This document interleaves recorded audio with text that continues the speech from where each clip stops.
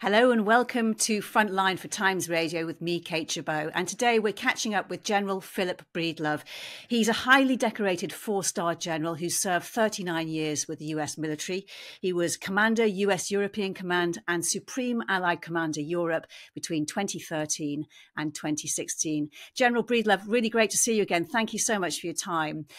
And what an extraordinary set of events we've seen over a 24 hours to 48-hour period, where you see the head of the Wagner mercenary group basically taking over a city in Russia, Rostov-on-Don, taking over the military hub used for commanding parts of the war in Ukraine, and launching this march on Moscow.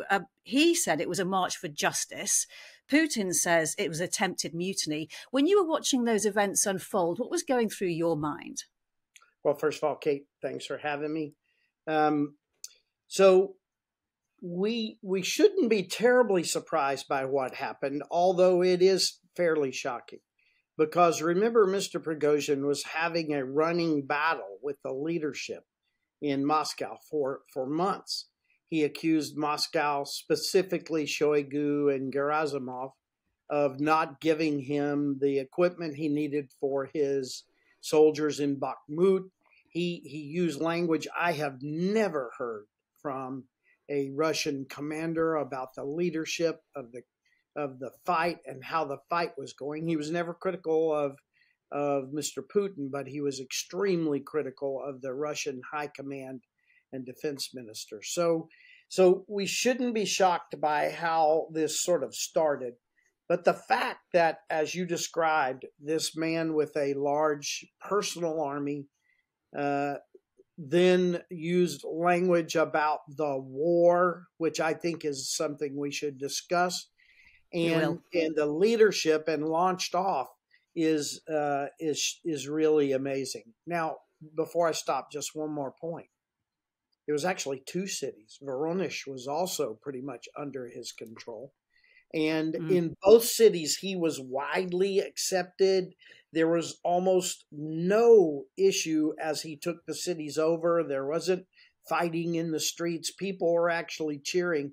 And I don't know if you saw this morning as he was leaving Rostov-on-Don, he was being applauded and cheered by the locals. So Mr. Putin has a bigger problem than many think with this gentleman who is very popular. Yeah, and President Putin was reported to have fled to St. Petersburg. He drew comparisons with the mutiny of troops that led up to the revolutions of 1917. How dangerous a moment do you think this really was? Well, we don't want to overstate this. Only 25 to 30,000 soldiers with Pregosian. That's a lot, but he was going to need help.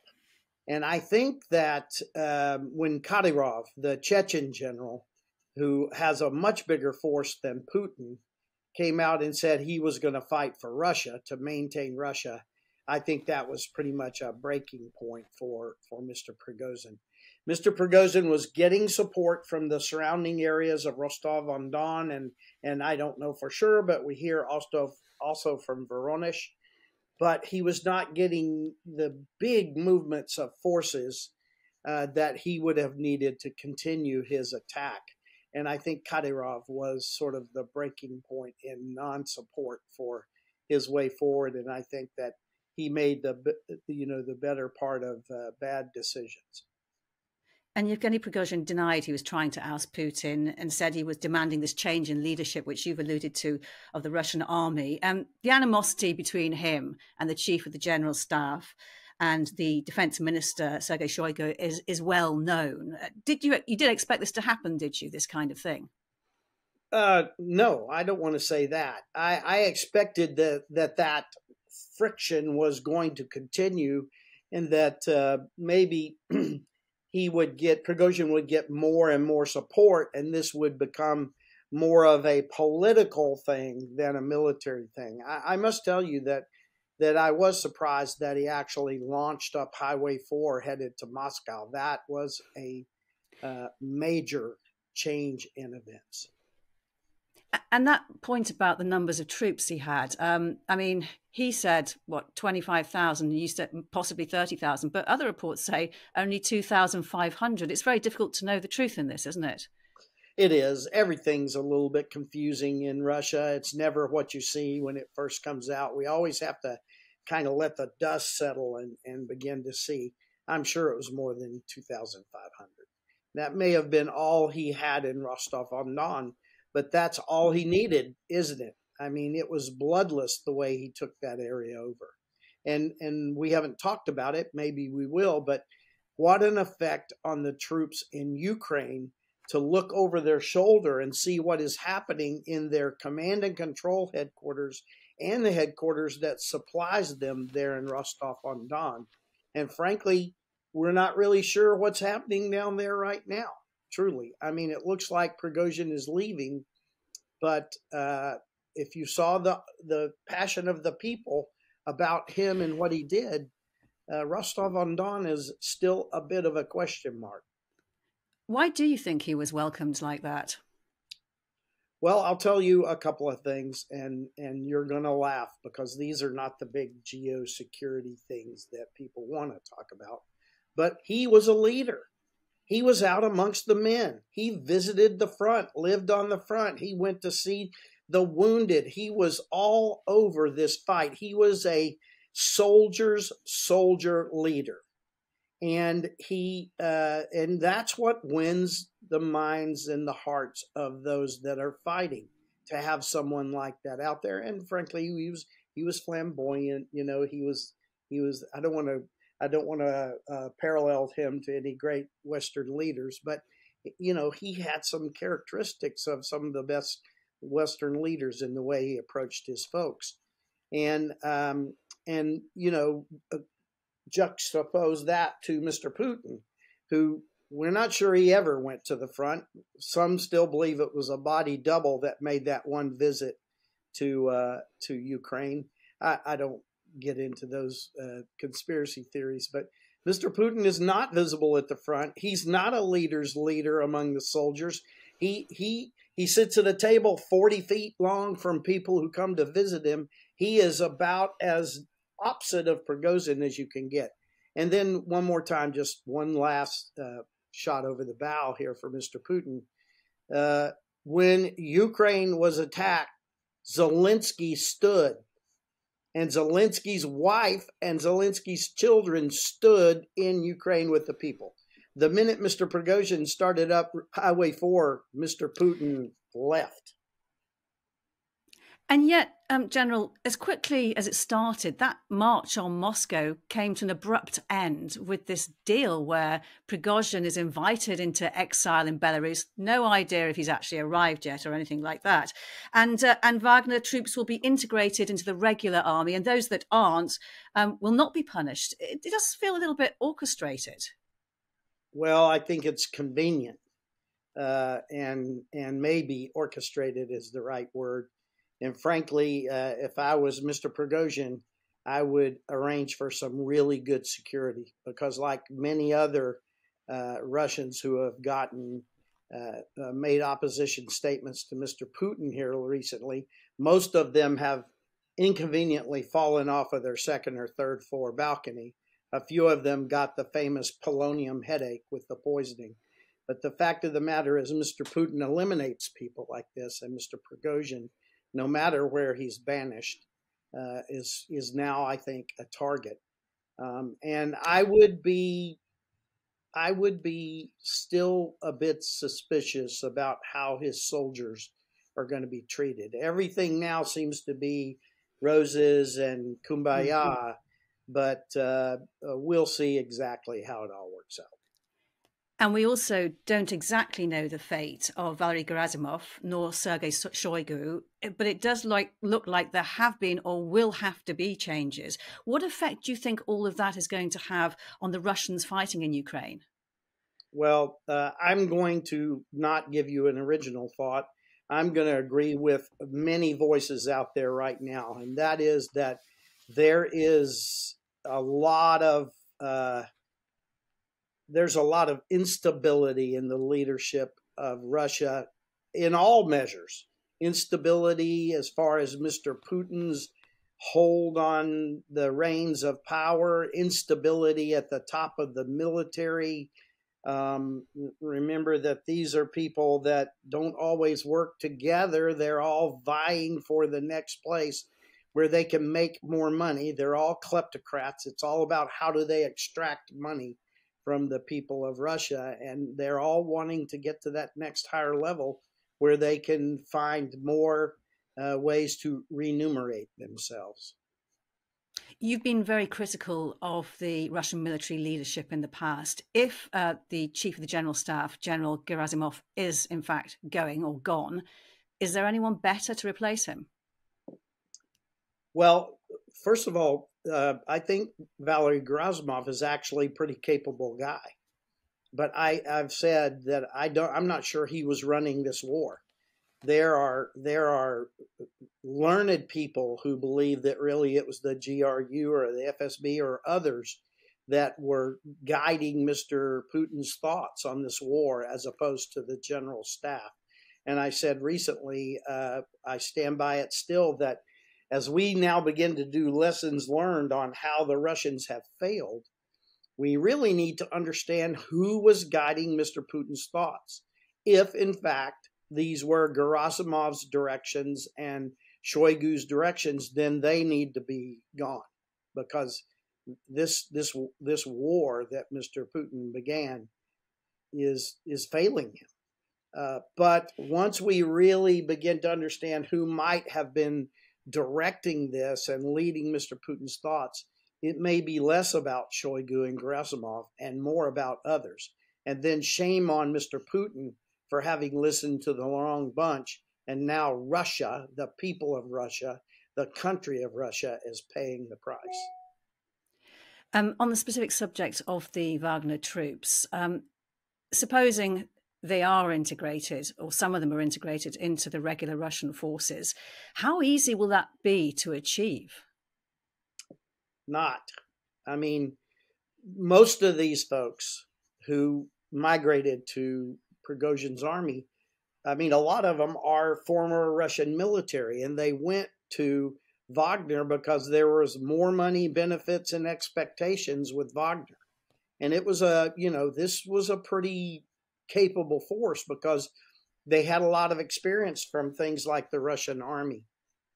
For them to go back now and take a cut in pay and a cut in importance and maybe be disintegrated and reaggregated to try to better control them, that's not things that they're going to appreciate. So that's why I said earlier, I think the dust hasn't totally settled on what are the promises and will they be held for reintegration of Pregosian's troops. And in terms of public opinion in Russia and also effect on Russian troops, what do you think the effect will be of Yevgeny Prigozhin's statement about the premise on which the invasion was launched last year, that it was based on falsehoods, that there were no Nazis threatening Russia from Ukraine, that NATO was not trying to threaten Russia in any way? And let's all agree that he was exactly right. We've been saying from the very beginning that this war was completely contrived by Mr. Putin to accomplish his objectives. And I think you and I, in our last conversation, talked about the two documents that Mr. Putin wanted us to sign at the beginning of this war. And in those documents, he was essentially completely reorganizing the security architecture of Eastern Europe. And that's what this was all about from the beginning. All the rest of that was lies and contrived. And Prigozhin just called it out. And I think that has started an erosion even amongst the Russian people of the narrative that Mr. Putin has tried to carry. He's going to have a hard time continuing to justify along those original lines. You mentioned President Zelensky earlier and how he actually came out with his wife when the invasion took place. He hasn't wasted any time in all of this with his rhetoric, accusing Putin of running scared. How much damage do you think this will have done to President Putin's leadership? Well, I think that President Putin's leadership has been eroding over the last several months. It's one of the reasons why I actually believe the use of a nuclear weapon is declining over time, because I'm not sure that Mr. Putin's military would follow his directions now, and that's getting worse. I mean, I think the intelligentsia and even not the intelligentsia, the more educated middle class, the people that can figure out how to get access to the internet and some of the other things, are beginning to see that Mr. Putin's story is contrived, and that will erode his power. And frankly, I believe, if I have it right, there are elections next March in Russia, and the timing of this Pregosian event and others could have effect on that election. Again, look at the way the people are reacting to Pregosian in those films this morning as he drives away from Rostov-on-Don. He is being seen as a rock star down there, and I think this has issues for the future of Russia. I don't usually do this, but if you were to put yourself in the mind of a Russian soldier at the moment in Ukraine, seeing what's gone on in that sort of 24, 48-hour period, the confusion as to who's in charge and who's calling the shots, what do you think it will do to them? Well, I think I mentioned it a little earlier, but it bears restating. The fact of the matter is that soldier that's in the slit trench facing the approaching Ukrainians, and in a few places, Ukraine is beginning to have success through the first defensive line and now possibly through the second defensive line. That soldier is facing a hard fight. And now when he looks over his shoulder back to Rostov-on-Don and Voronezh, which are supply bases as well as command and control bases, and he's not sure who's running the show back there behind him, that can only hurt his veracity for fighting, I would think. So could this be the opportunity that the Ukrainian forces may have been waiting for to make a big push in the counteroffensive? I think I've told you this before as well. I have great faith in the general officership, the leadership, and the civilian leadership of Ukraine. They have shown restraint when it was required. They have shown keeping their chips close to their chest because we in the West leak like sieves. They have really, I think, managed a tough war in a good way. And so I hope that they do not now crash headlong into something because they think this is a wonderful opportunity. I hope they continued their measured, well-led approach. And if there are local opportunities, yes, seize them. But I wouldn't crank up the charge of the light brigade right now and get the flags and the breeds and the swords above my head. I would continue their well-planned approach. Remember, at this point, most estimators say they've only put about 30% of their new forces into this fight. They're still waiting to figure out where to put the big movement once they find the soft spots and things. And I just hope they don't change their plan. Take local opportunities where they can, but let's not overreact to what just happened. What kind of conversations do you think will have been going on at NATO level during this time? Because we're hearing that Estonia and Latvia have been unnerved by it and have strengthened their defences along the border with Russia. What do you think NATO allies will have been discussing? They have discussed, I'm sure, a wide band. I mean, Russia is famous for focusing the country against an outside threat.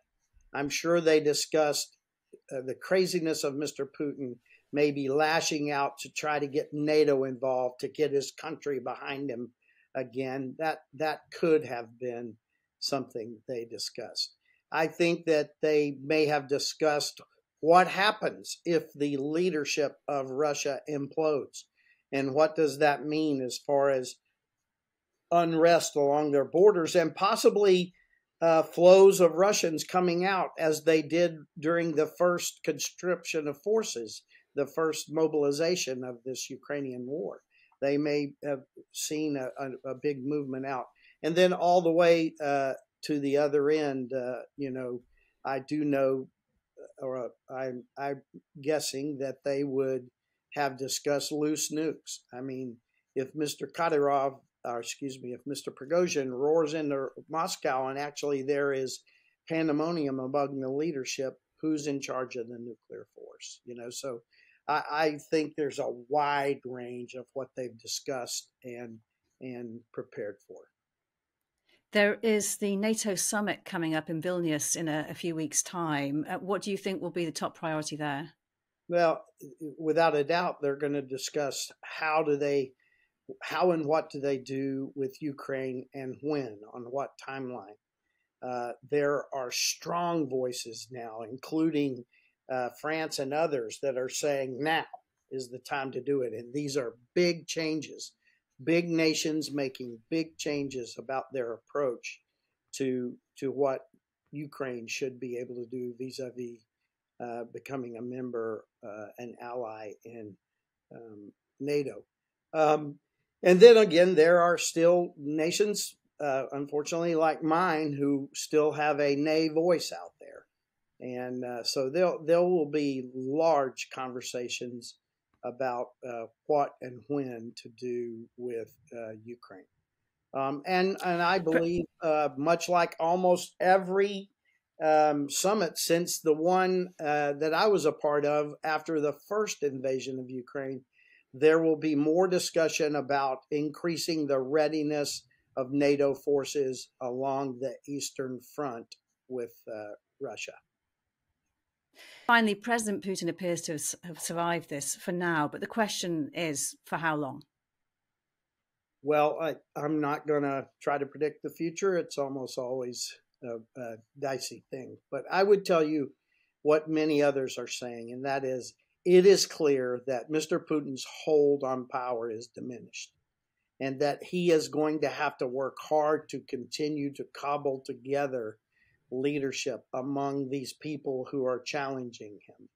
And he will now face, I think, a new brand of political challenge. Before it was Navalny and almost no one else. Well, now you still have Navalny, and I think you're beginning to see possibly a Pregosian or Pregosian-like, more militaristic challenge to his political leadership. So the fact of the matter is, Mr. Putin's absolute kleptocracy or autocracy, whatever you want to call it, is beginning to fray along the edges. General Breedlove, it's been great talking to you. Thank you so much for your time. You've been watching Frontline for Times Radio with me, Kate Chabot. My thanks to our producer, Louis Sykes, and to you for watching.